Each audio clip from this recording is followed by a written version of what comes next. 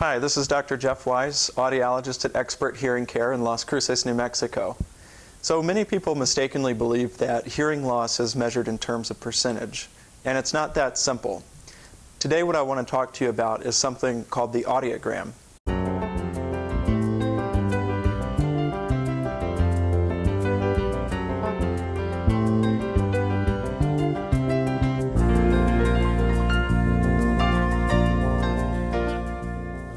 So, what's an audiogram? One of the central components of a hearing evaluation is something called pure tone testing. This is part of the exam where your doctor of audiology will have you listen for soft beeps, and you press a button anytime you hear those beeps. This test, though seemingly simple, gives us a lot of information and creates a map of your hearing sensitivity. We want to know what are the softest sounds you're able to hear in terms of pitch. How well do you hear low-pitch sounds versus how well do you hear high-pitched sounds?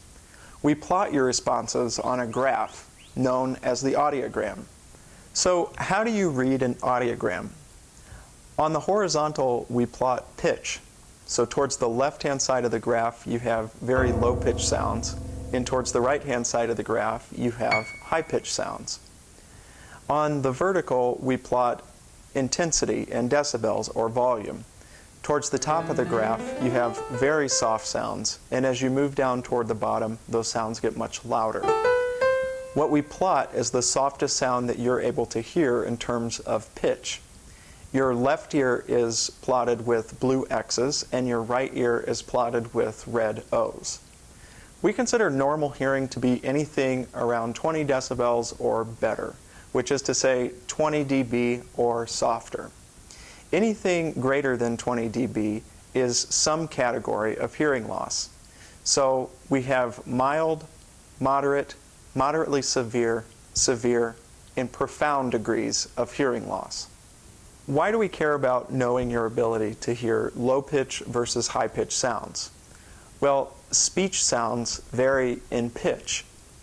Vowels, things like A, E, I, O, U, and certain other sounds such as B, D, these tend to be very low-pitched, and these sounds give speech volume. Consonant sounds, things like S, F, F, Sh, these are higher-pitched sounds, and they give speech sharpness and clarity. The way I like to think about it is, think about your hearing like a stereo. On your stereo, you have the ability to control bass and treble. Typically, with normal age-related hearing loss, we find that individuals hear those bass sounds at a normal level. However, it's the treble that they're lacking. So we can think that for these people, that treble is turned down.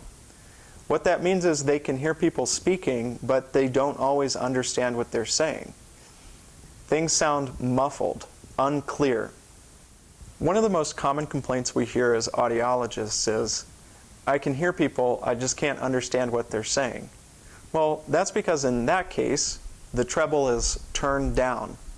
So that individual is hearing those vowel sounds, but they're missing out on the sounds that provide speech with sharpness and clarity.